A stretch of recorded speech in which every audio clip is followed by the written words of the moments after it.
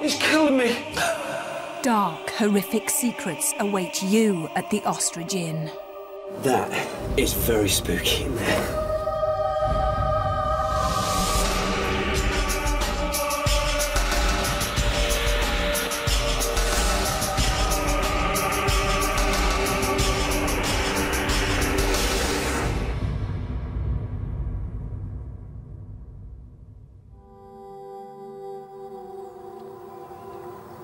Hello and welcome to Most Haunted. Now we've come to the village of Colnbrook in Berkshire, which is right next to Heathrow. But it's home to the third oldest pub in Great Britain. Now the Ostrich Inn has the look and feel of a typical English village pub. But behind its quaint doors, apparently over 60 people met their deaths there hundreds of years ago in the most bizarre way.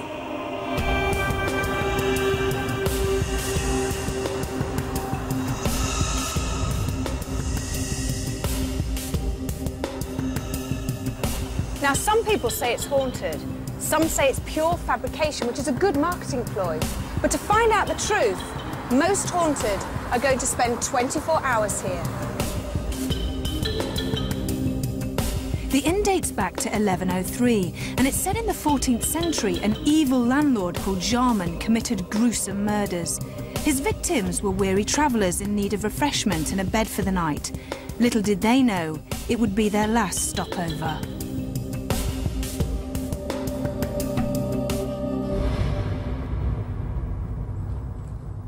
Lots of people have reported strange occurrences, not just the people who work here, but by the people who drink here as well. In fact, some staff members are so scared they won't even go into certain rooms after dark.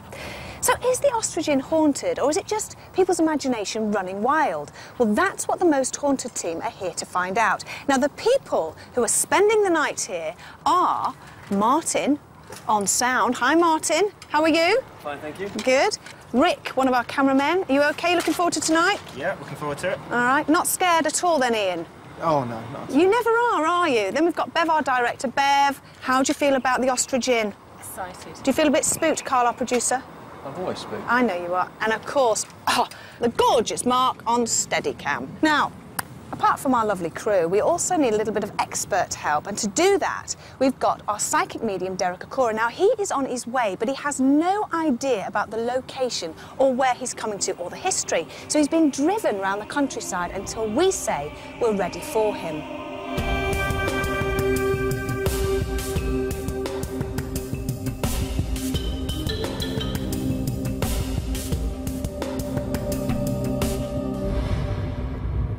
Now, another member of our team, of course, is parapsychologist Jason Carl. Now, Jason, you as a parapsychologist, if you're going to catch any paranormal activity, you're going to look for hard evidence, aren't you? Absolutely, yeah. How do you do that? Well, particularly here at the Ostrich, we're going to be using an electromagnetic field tester. This basically is registering the natural electromagnetic field, and if the natural field is disturbed, which is linked to ghost sightings and paranormal activity, allegedly, then this will tell me that with the sound. So we'll be looking for that. We're also going to use this, basically it's a thermal gun, and that looks for cold spots, unusual fluctuations in temperature. Which is quite common, isn't it? I've heard of that before. Well, it's linked to alleged ghost sightings, okay. yeah. What are you expecting to pick up tonight? Well, I'm expecting to pick up absolutely nothing, but what I will be looking for is evidence that I can catch on the scientific equipment, which I can then say this is either a natural phenomenon or it's something I can't explain. We'll be looking for fluctuations. Now, when Derek Okora, the medium, starts actually working, he actually touches things and picks things up, sort of supposedly through his spirit guide, Sam. How does that work?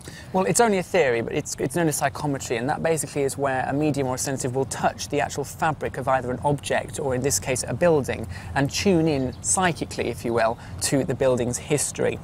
And one of the reasons that people have come up with this theory is that, very much like tapes record sound magnetically, that buildings which have a magnetic pull, a magnetic force of their own, that somehow records things that happen, and that is sort of played back, if you like a tape, and that is what Derek is picking up on, allegedly.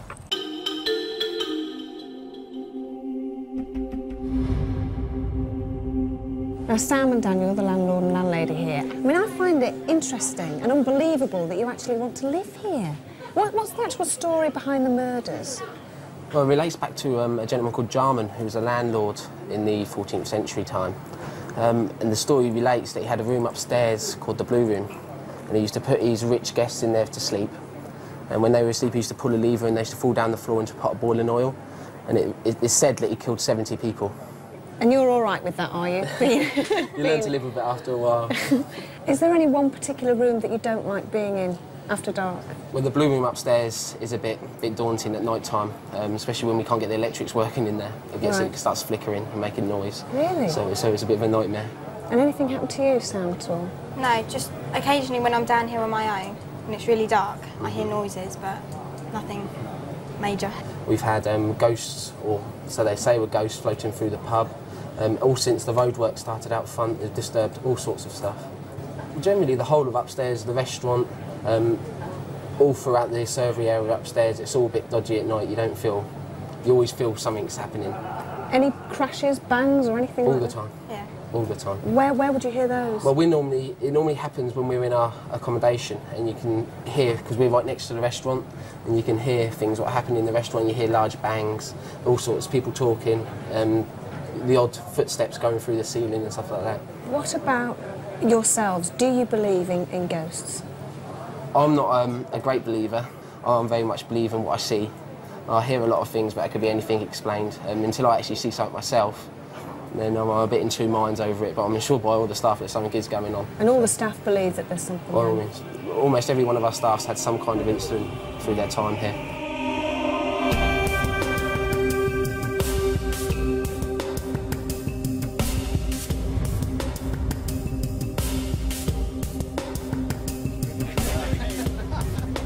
When I first started here, there was 2 couples before me that left within a month. When I started here, there was another part-time girl that left. Then we got 2 other deputy managers that left. I mean, we've had loads in the last 3 years that just can't deal with the building. I mean, we had a chef working here for about 2 months, and he said in the Blue Room he heard banging in the roof, and then he heard a sawing noise, and then he just freaked out, and then his clock flew from one side of the room to the other side of the room. I mean, but he swears it happened, so, I mean, there's loads of stuff. Time in the Blue Room when Stuart was cleaning the Blue Room out, and I thought for a laugh I'd sneak up and scare him, which all went well. Snuck up really quietly. He still had his back to me, just went poo, and he jumped up and he was beeping everywhere, and I just put my arm up to rest on the shelf we had in there, and the room just went sort of cold and it all started to vibrate, and it really freaked us out. Decided to leave the room as soon as possible, really, and just got out and left it for a bit. It was one time in the restaurant when we was just setting up. I think I was setting up for a Christmas party. My mate came up, tried to scare me.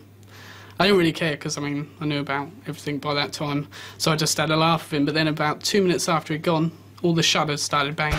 They just divide the 2 rooms up. They're big wooden shutters, they're quite heavy. And I thought it was him, of course, so I just started swearing and I was going mad, really, and I went running straight into the Jacobean, which is the room next to it. And then he wasn't there, so I thought he'd just done a runner downstairs, so I went running after him, and in the end I found out he was in the office. There's no way he could have ran that fast to actually do it like that. That busy road out there used to be the main route from London to Bath. Now, if you're a wealthy traveller, you literally took your life in your own hands. You had highwaymen to contend with, and unsavoury landlord and landladies like the Jarmans, and they'd think nothing of killing you for your money. When the Jarmans had chosen a likely victim, apparently they would use a code, and that would be, Mr. Jarman would say, there's a big fat pig waiting for us, and then Mrs. Jarman would say, good, put him in the sty until tomorrow. It's quite horrible, isn't it? Anyway, this room here leads up to the loft, where there's supposed to be an awful lot of bangs, crashes, footsteps heard, but we'll go back to that room later when I'm not on my own. Now, back to the story. When the victims had had a really good meal and they were sleepy, Mr. and Mrs. Jarman would show them to a specially prepared bedroom. And it all happened in here. Now then, the bed would be positioned here, and the victim would sleep with their head at the top, obviously feet at the bottom. Then once Jarman was aware that the victim was asleep by peeping through the door, he would then go to another part of the inn and turn a lever. That would then tilt the bed, and the victim would slide down the bed into a trap door, which actually is here. Now then, You can't see the real trapdoor, but it's been covered up with concrete and the boilers are sitting on top of them. And most gruesomely, the bodies would end up here, into a big, deep vat of boiling oil. And you'll never guess what's here now. The deep fat fryers. Funny how history repeats itself. Now, there's one last room I want to show you, and that's the pantry. Ah, right. This is supposed to be the most haunted room in the inn. Apparently, members of the staff refuse to come in this particular room after dark because it's full of spirits. Not this kind of spirits, ghostly spirits. But this, supposedly, according to the story, Jarman put all the bodies in here, and I have to say, it doesn't smell particularly nice, and it's very, very cold. Now, what we've also done is we're going to put one of these mini cams up here, and we're going to let it run throughout the night, just in case we happen to pick anything up. Now, I happen to know that Derek's arrived, so I'm going to go and meet him.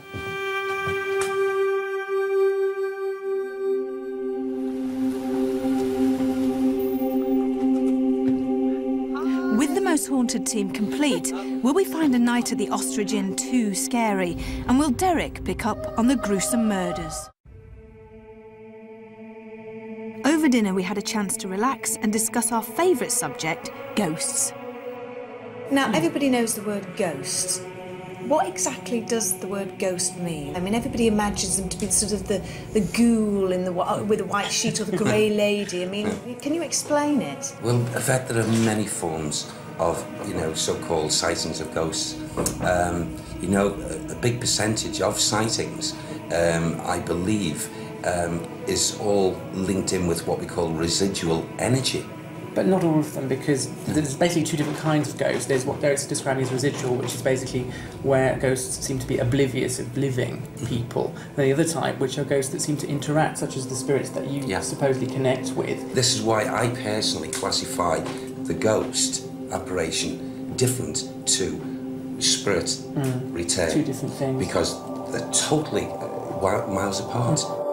It was all well and good talking about them, but it was time to start looking for the ghosts of Ostrich Inn.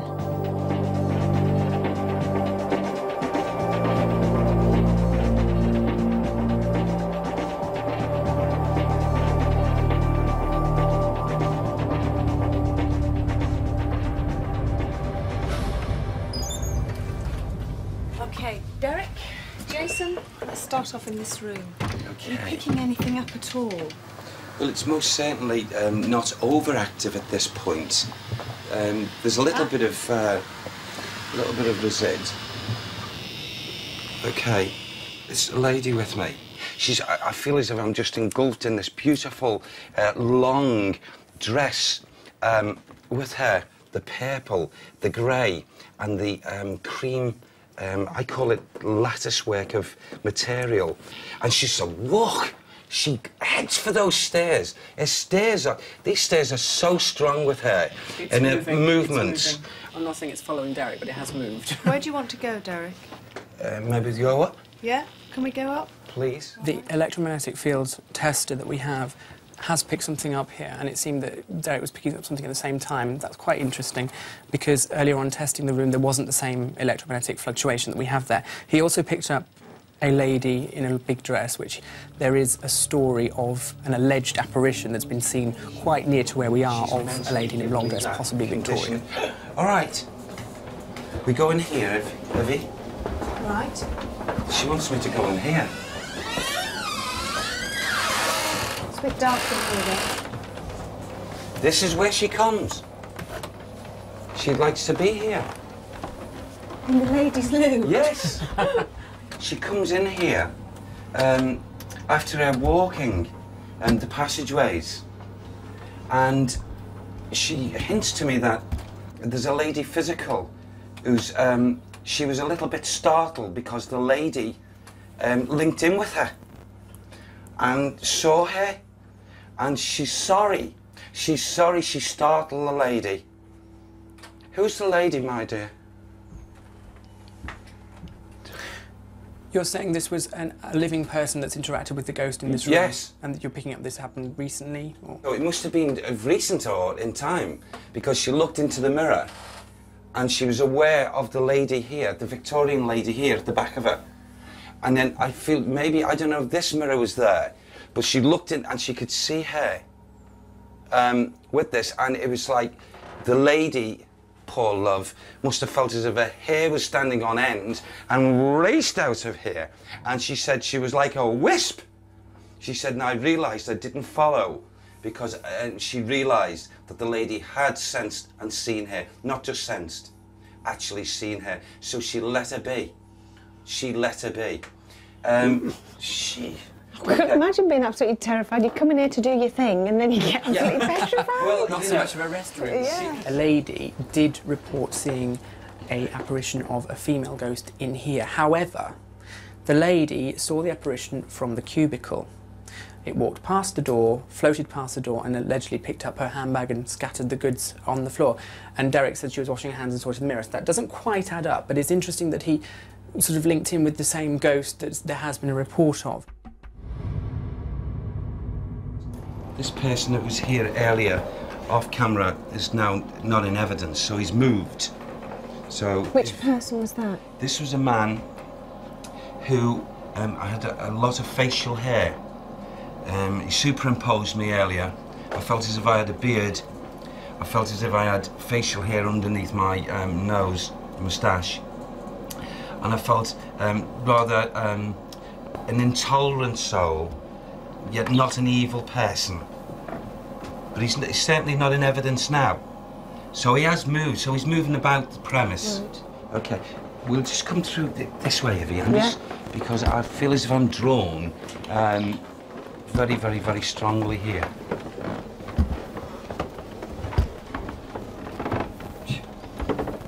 Now, earlier there was activity also to this aperture. Again, they've moved away, so maybe they're all, coming together. Maybe they want to do something in group form. I can't say I was exactly thrilled by the prospect of meeting a gang of ghosts, but Derek was determined to find out more.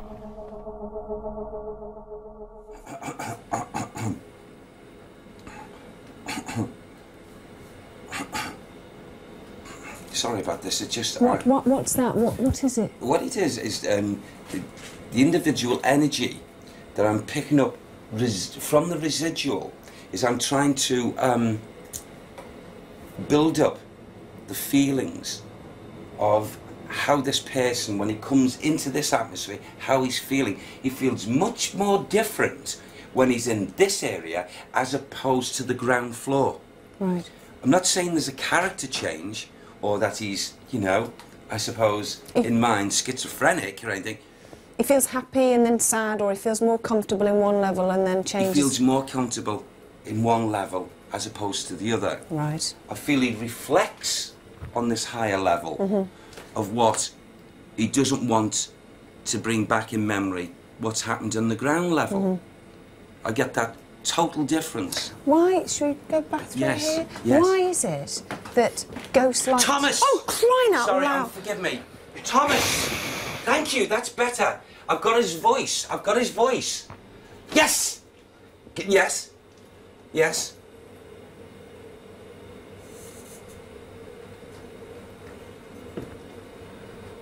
Okay. I nearly...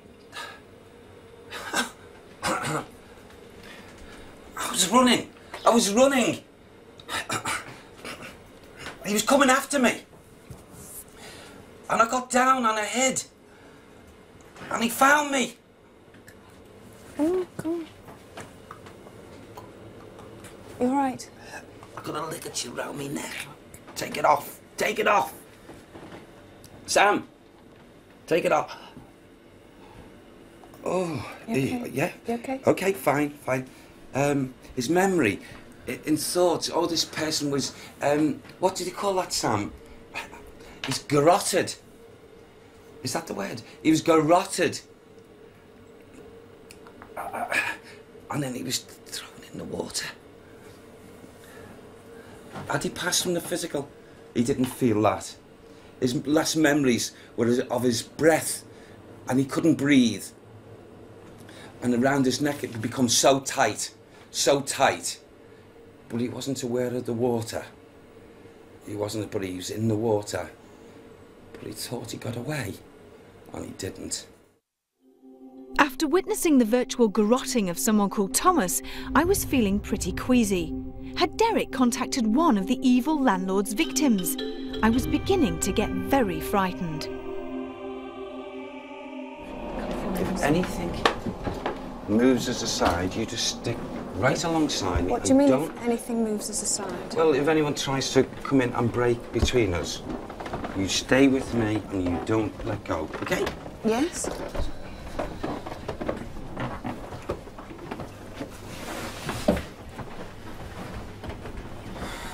Okay.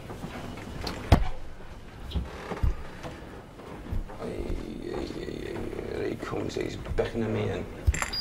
Come on, Hibs. I'm in. Yeah.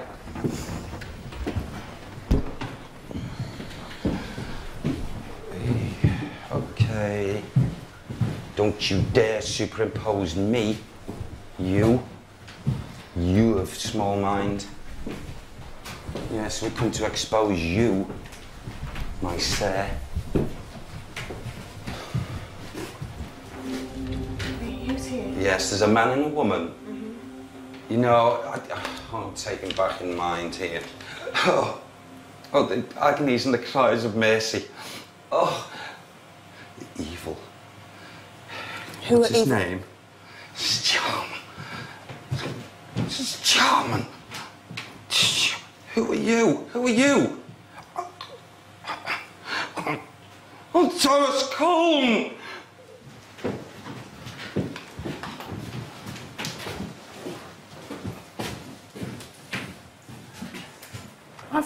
Whoa, what's that? Oh, I feel it, really cold. There is a cold spot around you. Okay, leave it now. Leave us alone. It's going down. It's now gone down to 16 degrees around Yvette, which isn't very normal because the stone should maintain. Yeah, It's here. It's around you. The stone should be the same or roughly the same temperature all along. That's quite unusual. Thomas. No, the cold spot's actually gone now. Completely gone. Why do you describe them as evil? They are murderers. They killed a lot of people. Not here. Why? How, Sam? Why not here?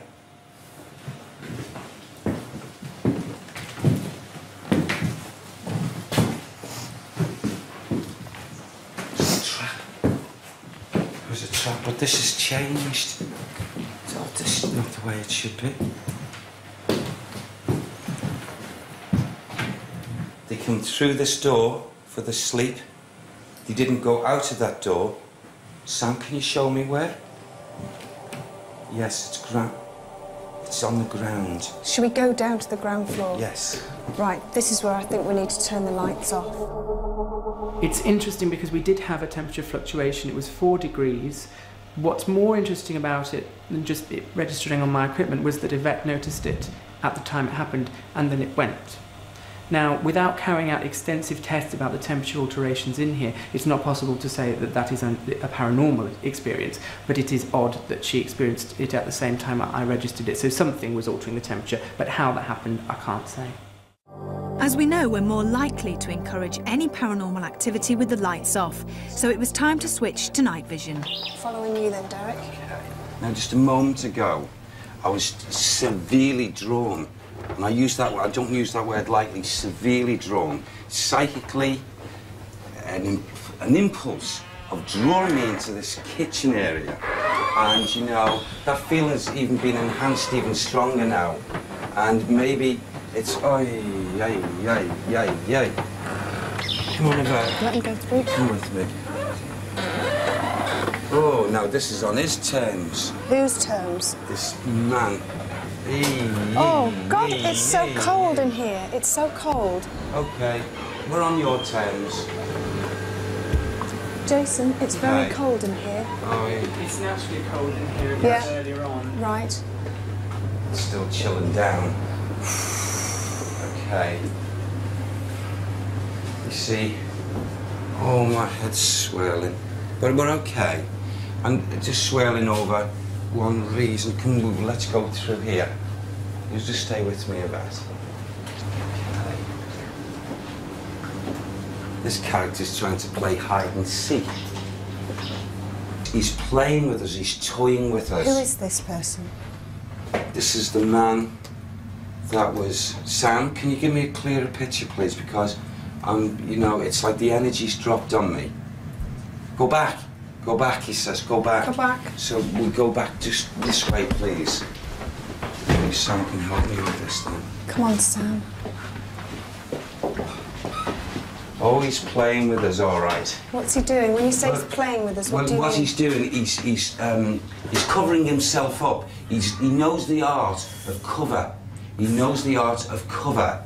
And it's like as if he's prompting us to go away from a place where he knows that we now know what has happened here.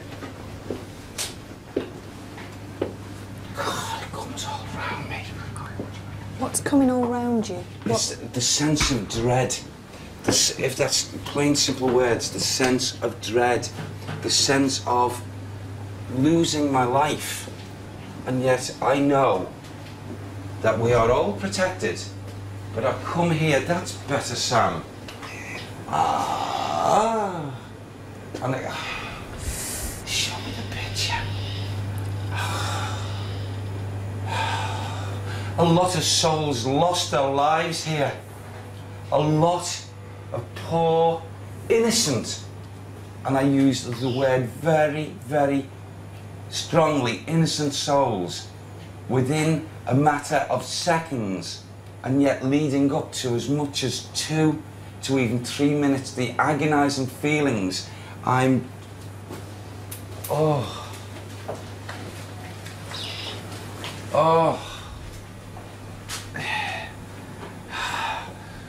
Shush! I'm in this liquid. I can't get out. Help me, help me. I can't.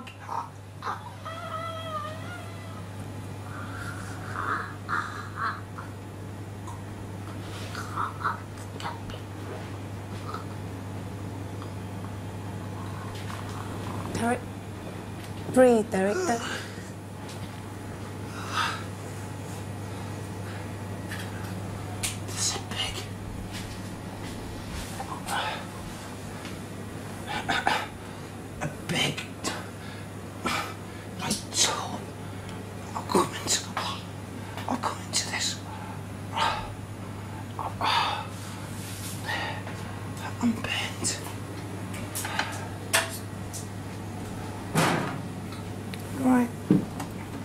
You're right.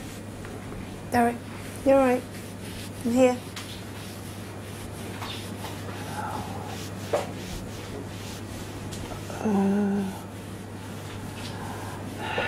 Derek? Derek? Get out of the water. Get out of the water. I can't get out.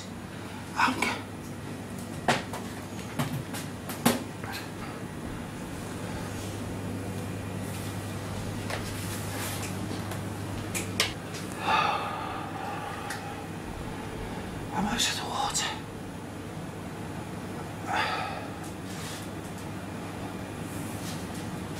It's a lie.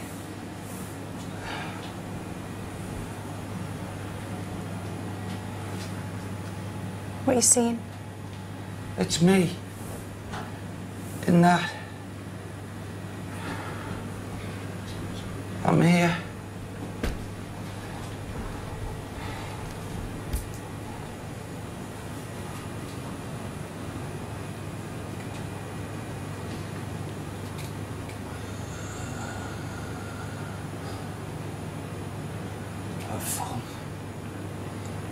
I've fallen down.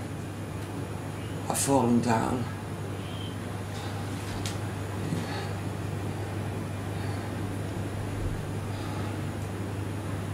I'm okay now.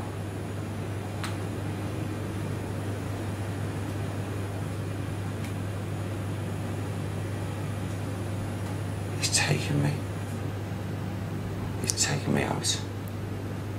He's lifted me out. Who's lifting you out? That German! That German! He's killing me. He's killing me. He's killing me. Oh, God. He's taking me out. Where does he take me?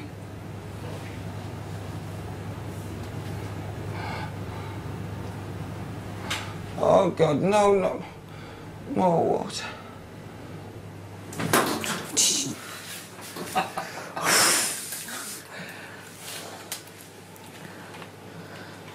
Who are you?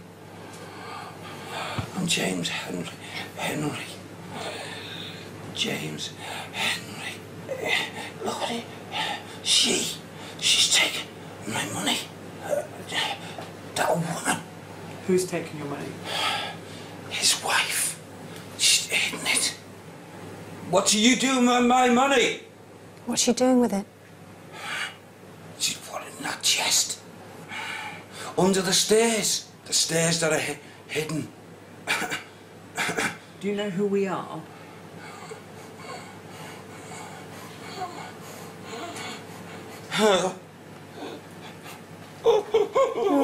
Shh. He's walking around with that smirk on his face. Who is? Jarman. How do we get him to come out? I'm He'll come out when it suits him. Oh, God. We have to let him. It's all right. You need to let him go through it. Why? Why do I need to let him go through it? Because in its mediums, if they're taken out of a trance before they're ready to come out, it can actually hurt them, allegedly. I know, but he's going through pain. I can't see him go through. Derek.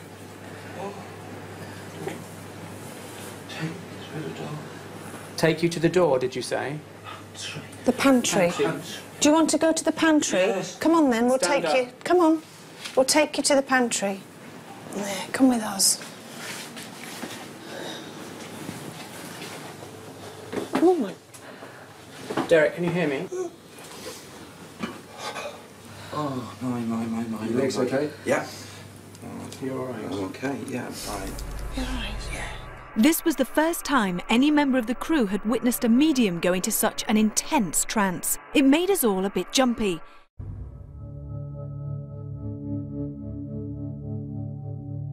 Via our medium, Derek Akora, the darkened rooms of the Ostrich Inn were surrendering their horrific secrets. This is the pantry room. Yes. Do you feel that was... Oh. Earlier on, that door was locked. Yes. And now it's, for some bizarre reason, it was locked with a padlock. No one's been here, and the door is Don't go open. behind that door. Could you just, possible to just open the door ajar a bit?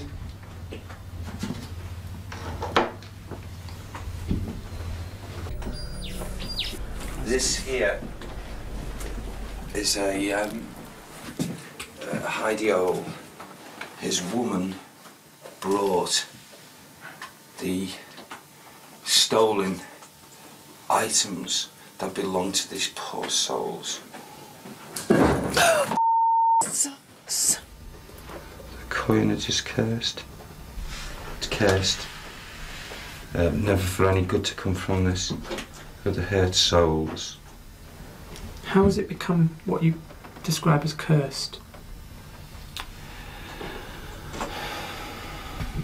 This money and belongings did not belong to these evil duo.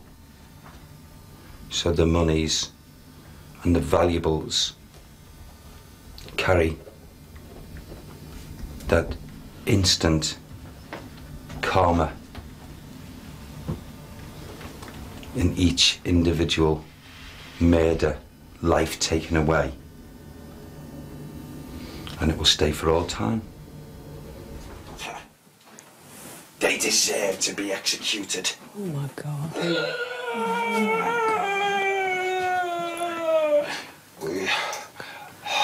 We all stood and applauded. Who are you talking about? Yarman. Can we talk to Jarman? I want to speak to him. I want to speak to him. Go find him. I'll help you. Where shall I look? Go find The thought of being confronted by the evil spirit of the landlord Jarman was frightening, to say the least, and it looked like we were heading for the loft. Where do you want to go?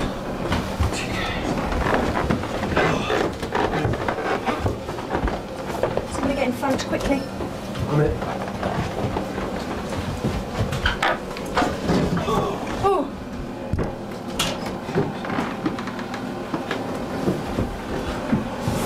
He comes here. He comes here. Who does, Jarman? Yes. I've got you behind. I've got you behind. He hides here. He hides here.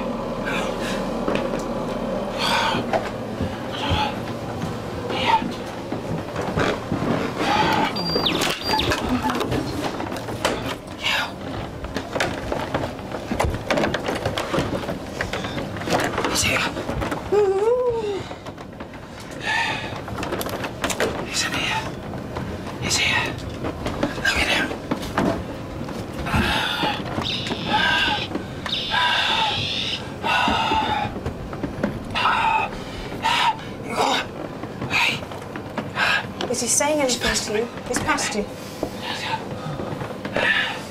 He's come out of here and gone past you. I want to talk to him. Okay, I've got to come out.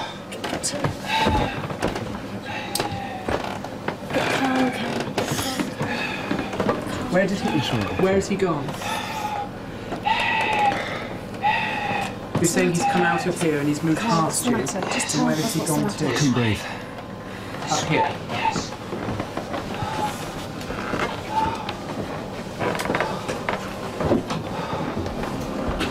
Does he know we're following him? Yes. He does. Yes. He goes up.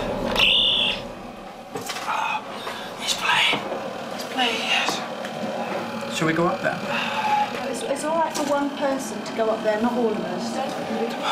The book. The book is here. The book's up there, Jason. The book is up there. What book? What book? What book is it? Tell me. History.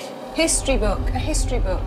With no light and ancient rotting beams, I decided it was too dangerous for Jason to venture further. So we sent our producer Carl to search for Jarman and any eminence of the elusive book. It's a very old part of the building. The rafters here are... they're next to nothing, as you can see. These are literally just... Be careful.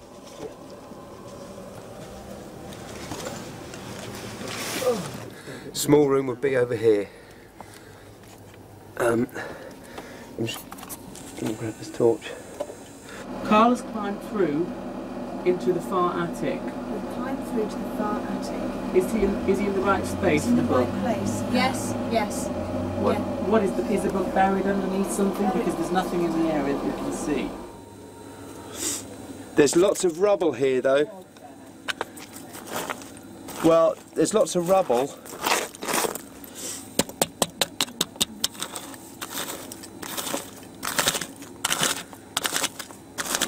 It's very close to the wall. Very close It's to close the to a wall. wall. Close to a wall. Now, a book against a wall. When I'm against the wall, what's over there? It could be covered. There's cables there. Because there's cables there, obviously someone's been up here.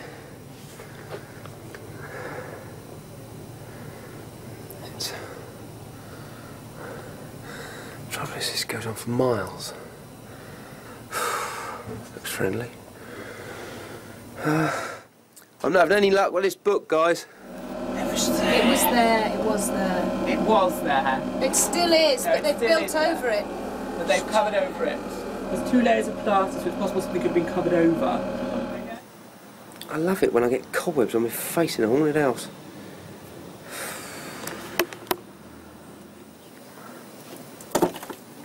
Did somebody just move up here at all? Is someone else moving up here? I just need to know if anyone else has been up here or thrown anything up. No, no one's come up. Right. I went down and that's it. No one else has gone up. I've just had a major it was like a shuffling sound, like something had been thrown. Hearing noises upstairs, guys. Right, hang on. Carl? Yeah, can you just shine that torch so I know you're out over there, because it's getting a bit hairy up here. Sorry, I'm a bit of a girl's blouse. Give me something I can punch and I'm all right. What's down there? Yeah, there's something thrown.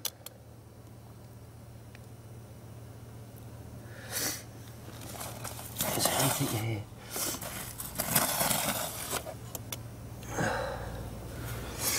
No, there's nothing there. I've got scraping noise very close to me and it's scaring the living crap out of me. Oh, please be nice.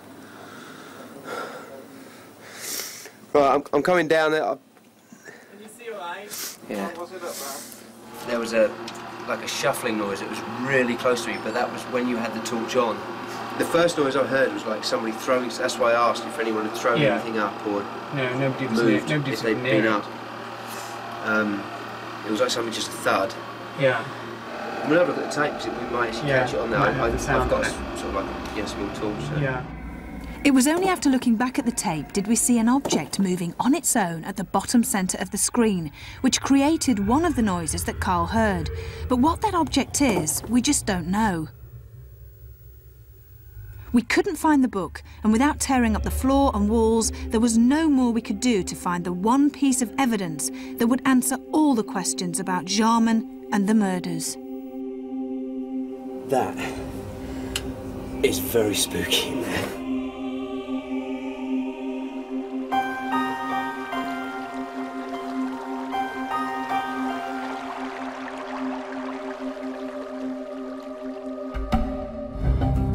I was surprised yesterday because something happened to me in this pub which I can't explain. Now, that doesn't mean it was paranormal. It means that, given hindsight, I've thought about it for quite a lot, and I still can't explain it, and that's interesting to me because it's one of the very few things in my career as a parapsychologist that I can't explain. The crew were outside filming at the time, and I was talking to some staff members inside the pub, and I wanted to look at what is termed the bottle room, or the small room beyond the kitchen. And it was locked, and when we went in, there was an incredibly strong, pungent stench, is the way I can describe it, which made me almost retch. It made me feel sick. And I had to come out the room, and the staff member sort of didn't really react to it, and he said, oh, we've had this before, we can't explain it. And I thought, well, stupid, go back in. So I went back in seconds later, and there was very, very slight trace of it, but it had almost completely dissipated, which seemed odd to me because it was so, so strong. Now, later on in the night, we went in several times, no smell at all. I was interested to watch Derek last night. He certainly managed to find out a lot of information that I don't think he had any knowledge of beforehand. We removed all evidence of the history of the pub, and he didn't know where he was being brought. There are over 10,000 hauntings recorded in the UK at the moment, and the only way he could have possibly known anything about this one was if he had knowledge of them all, and that's extremely unlikely. What actually happened, in short, was the feeling of allowing myself to be taken over, so to speak, to go into a transfixed state, and allowing a spirit entity to voice their opinion of exactly their experiences in the property. Well, it's termed transfiguration, and that is where allegedly a spirit or discarnate entity or ghost takes over the body of a medium or sensitive for a short while. I believe personally that last night Derek believed that that was what was happening to him, but whether it really was is a matter of personal opinion. Well, it was pointed out quite clearly by Sam that provided the book was retrieved and what have you, which is still there, a lot of the negative activity would cease forthwith. I personally don't buy into this story about the Jarmans killing people and constructing some awkward bed mechanism and dumping them in a vat of fat or boiling oil. It seems to me a lot of unnecessary hassle. If you're going to murder somebody, surely just slit their throat. I think it's interesting Derek picked up on the information because the story is very much associated with the building, but whether that story is true or false is something different. Well, that's it. We've come to the end of our 24-hour stint, and I can safely say that each and every one of us has red eyes and we're feeling incredibly tired and grumpy. Join us on the next location. Until then, we're all going to bed, and if you are, sleep tight.